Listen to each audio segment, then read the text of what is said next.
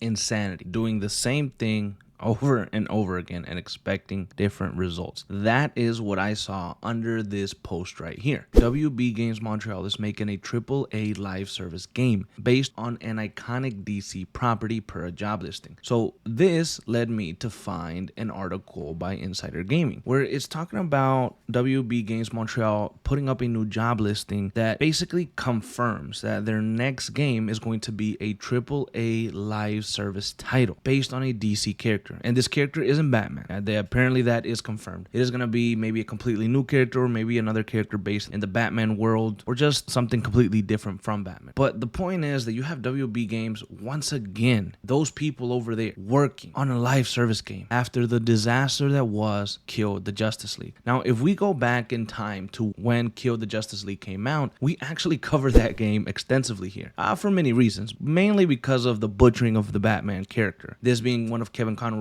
last Batman roles, it was just really bad to see a character beloved get brutalized by this stupid ass game. And not only that, but seeing the legacy of the Arkham Batman, the Arkham Knight that we've got to meet in Asylum, and then we got to play as in City, and then we got to finish off in Batman Arkham Knight. I mean, it is an iconic character in an iconic video game series, and to see his end be that way in Suicide Squad Kill the Justice League. Obviously, it was retconned there towards the end because he came back and there was this whole other thing that happened, but it was just terrible. Now, my point to this is that if we look at WB Games Montreal, the people that are clearly going to be behind this game, they're a Canadian company. They created Batman Arkham City Armored Edition for the Wii U, and then they released Batman Arkham Origins. Now, they developed this game completely, and to me personally, Batman Arkham Origins, although it's not part of the Rocksteady trilogy and, it's like kind of that black sheep of the family, if you will, it's a really good game. And it's one of my favorite. Batman Arkham Origins had incredible boss fights. I mean, Troy Baker did great as the Joker. I enjoyed the younger Batman. It was really, really cool, to be honest. And I really feel like that game kind of seamlessly transitions into the world of the Arkham Batman. And it's a game that doesn't really get that much love, but I have talked about it here in the past. It's a game that I truly love. I grew up with that game. I love the snowy vibes of it. It's just a really good game. So WB Games Montreal were given this title. They created Batman Arkham Origins. And honestly, they created something really cool. Then 2 years later in 2015, they helped develop the Harley Quinn, Red Hood, and Batgirl, a Matter of Family DLC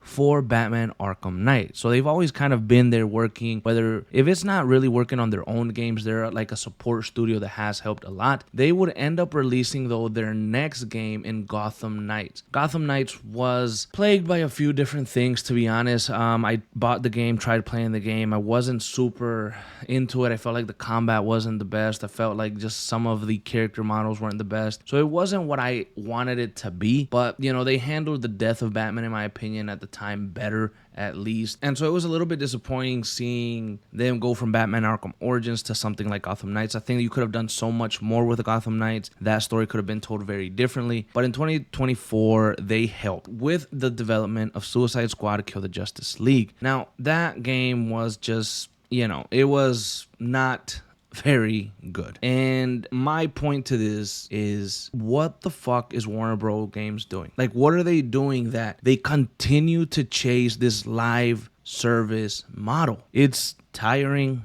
It sucks for the fans. Clearly the feedback has to be that people don't want that. You guys have had a reputation for making this single player games like you did with the Batman Arkham games. They were high quality.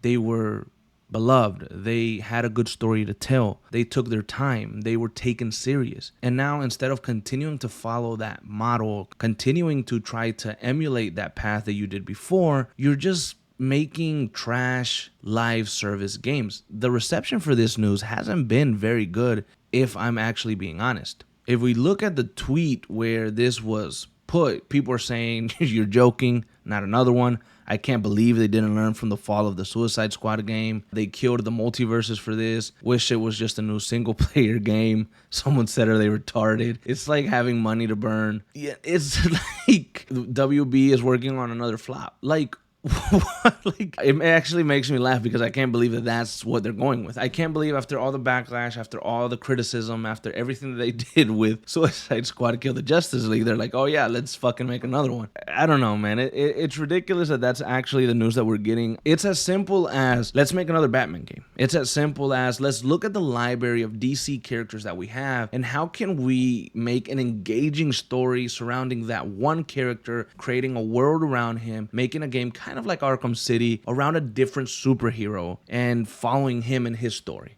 or her in her story. Why can't you do that? Why does it have to be live service? I mean, I know that there was this huge thing about live service. Even Sony went into this thing where they released and announced so many different projects, and most of them, if not all of them, were live service because they wanted to get into that. The people behind the business see the live service as a way to constantly make money on a game. Oh, we're gonna make this game live service and people are gonna buy these skins and buy that and invest here, and then they're just gonna keep giving us money and money and money for years. That's all they see. They see fucking dollar signs. Instead of making a good AAA serious story that is linear like they did back in the day and having us buy in, having us play that, they would rather not do that. They would rather make up some slop with a bunch of DC characters, add a minimal story, add a colorful stuff, and say, buy this, buy that, it's live service, you guys are going to be investing, we're going to keep this game alive for years to come, because they think that people are going to be like, oh yeah, this is so cool, and we're going to keep buying it and investing money in it. That's not going to happen. They promised that they were going to have Suicide Squad Kill the Justice League for a long time, and there was going to be a roadmap, and people were going to keep working on it. Well, it flopped so bad that